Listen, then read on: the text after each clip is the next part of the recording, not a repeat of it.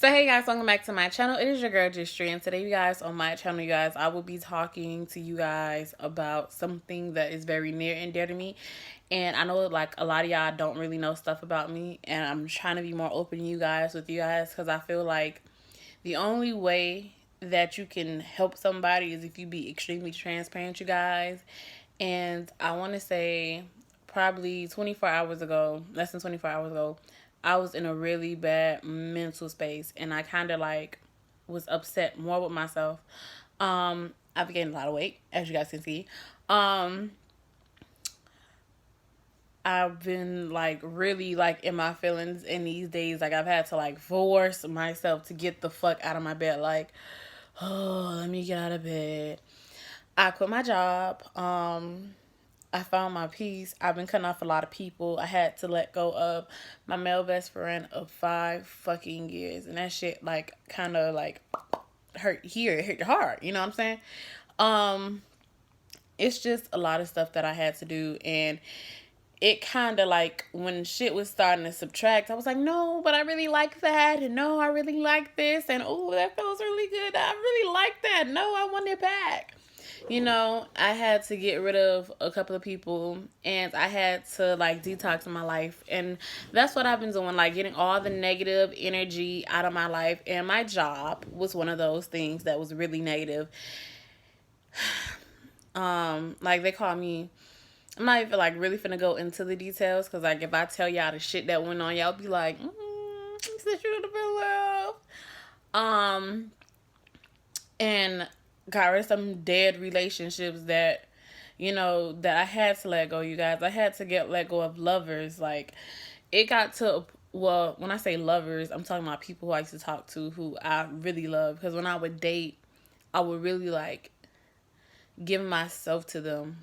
And when I say giving myself to them, like I would give them pieces of me. Like, here's my love, here's my time, here's my attention, here's my joy, here's my peace. Do you need peace? Let me be your peace. Like I was that, all that and more. And I never really wanted nothing back in return but for you to love me the same way that I loved you back, or to show me that you were that person for me. And it's just one person who keeps on coming in and out of my life. And he'll leave and he'll come back. He'll leave and he'll come back. And I kind of felt violated by him. And that's when I realized, like, I have a real dead loving for this person. Like, not even the good times could resurrect a happy moment or spark where I'm just like, like, there's nothing there anymore. Like, ash to ashes, dust to dust, like it's done for, like it's done with. And when I was with him, I wanted to cry, because I felt like I was better than this. I worked hard to get from here, and I was everything that I was supposed to be. And this is not where I want to end up at. And it took me like on my mental health day to watch like Acrimony, which I watched, and I like finally watched and got the gist of it. And in Acrimony, she basically loved this man and was with this man and everything else, all for a dream. And she felt like she was used by this man. So she felt like she was used, she wanted her just due. Since he promised so much stuff to her, and she felt so used by this man that she never left him, because she had invested so much into this man for his greatness. And then when she finally divorced him, time went on, he came back, put her back in a better position than she was before. He gave her the $10 million check. You know what I'm saying? $10 million check and everything else. Like, all of that belonged to sis. Okay? And she could have moved on, but she didn't. And she was so angry, and she just put it back out there. Like, he evened it out. Like, look, you did all of this shit for me. Boom, there you go. You know what I'm saying? Whatever. She was kind of hurt because she felt like she built him up to be the man that she wanted and needed. And he gave it to another woman. And I kind of felt her on that part. So I understood acrimony. And then I watched For Color Girls again. And For Color Girls is a very deep movie. A lot of people don't understand For Color Girl. They feel like it's really sad. They feel like it's really tragic. But you guys, I can feel myself identifying with almost every woman in that situation and For Color Girls, because I was the one that was using sex as a cope. I was the one that didn't want to be bothered after I had got raped or something like that. Or when it happened, I would close up. Or I was the one who got the STD. Like, I was the one who felt like dying. I was the one who was there for people. I was the one that was with a shitty man and telling other women, like, girl, you deserve better.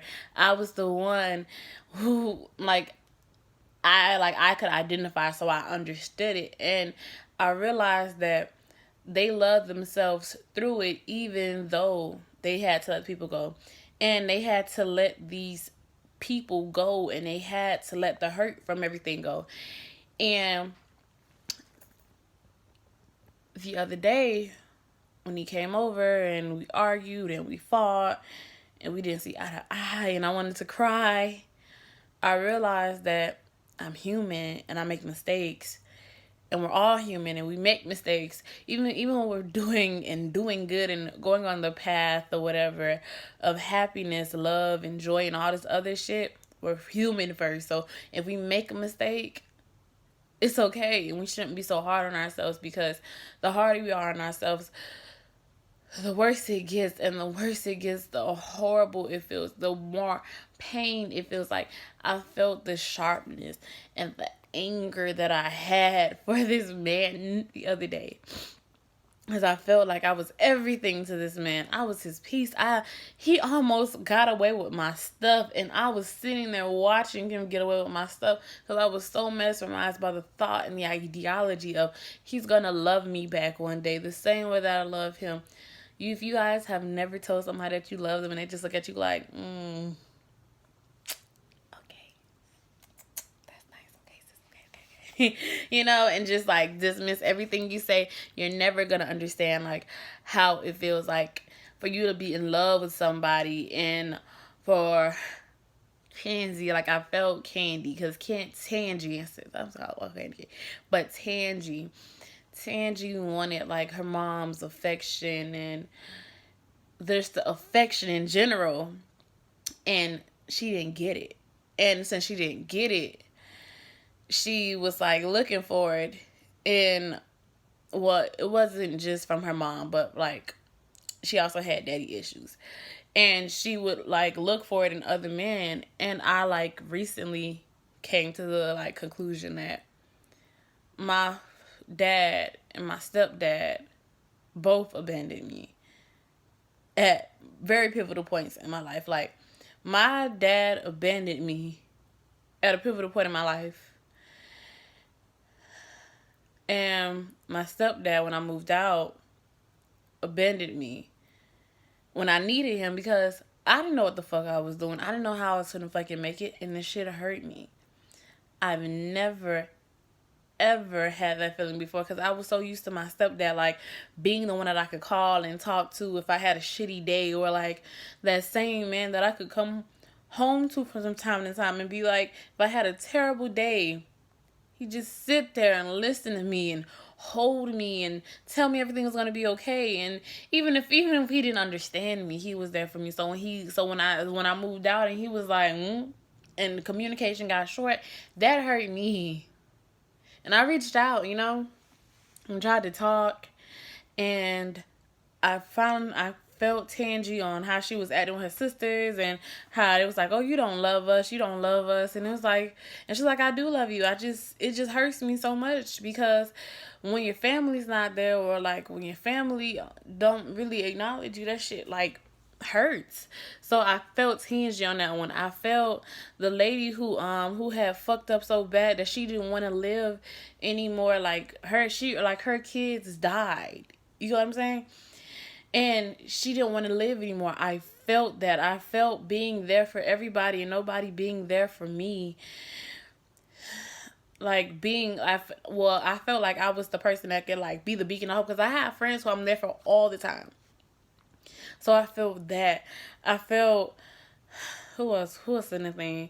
The STD thing. I felt that one. You going? I felt that one, honey. Like some sleeping around and cheating and not being able to tell the truth and going around in circles. And then when she said, "I chose to love you," I was like, I know the feeling, sis. I know the feeling. And I was like, ooh, I know the feeling. Because when you choose to love somebody against your own will, when it's like, you know what, sis, and you still choose to love them, and you don't bring all that hurt and shit, and they still do you dirty and slimy and grimy, and they'd be like, now you just like, I felt that.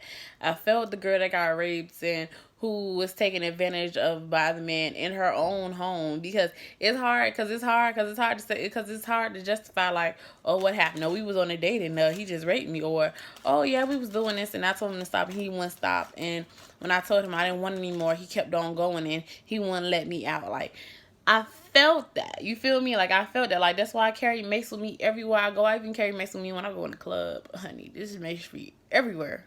Everywhere, everywhere, everywhere. But, yeah, you guys. And I felt it in how she needed support from a group of women and how she had to come to her girls to get peace from these people who had did the wrong. I'm not saying that men are evil. I'm not saying that, but like they're not evil. They just don't always make the best decisions in life and shit. So, yeah.